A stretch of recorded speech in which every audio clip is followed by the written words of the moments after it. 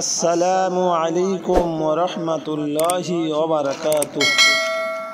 আরও এক ভাই সিরাজউদ্দিন সাহেব প্রশ্ন করেছেন, হাত থেকে জিনিস পড়ে যাওয়া কেমন?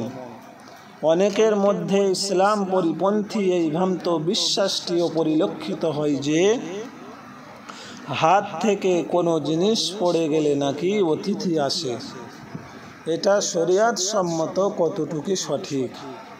আমি এর উত্তরে বলতে চাই, অনেকের মধ্যে যে সমস্ত কুধারণাগুলো রয়েছে, যেমন ইসলাম পরিপন্থী এই ভ্রান্ত বিশ্বাসটি পরিলক্ষিত হয় যে হাত থেকে কোনো জিনিস পড়ে গেলে নাকি অতিথি আসে, এটা সম্পূর্ণ ভিত্তিহীন ও কুসংস্কার।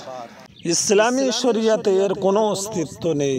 কোনো জিনিস ঠিকমতো না ধরার কারণে বা না রাখার কারণে তা পড়ে যায়, এর সঙ্গে অতিথি আসার কোনো সম্পর্ক নেই। অতএব এই ধরনের বিশ্বাস রাখা বৈধ নয়। এর দলিল হলো আন আবি হুরায়রা রাদিয়াল্লাহু তাআলা আনহু قال قال رسول الله صلى الله عليه وسلم لا عدوى ولا طيارة। হযরত আবু হুরায়রা রাদিয়াল্লাহু তাআলা আনহু থেকে বর্ণিত, রাসূলুল্লাহ সাল্লাল্লাহু আলাইহি ওয়াসাল্লাম বলেছেন, কোনো কিছুকে অশুভ বলে গণ্য করো না। এটি মিশকাত শরীফ, মুসলিম শরীফ এবং বুখারী শরীফে 5758 নম্বর হাদিসে লিপিবদ্ধ রয়েছে।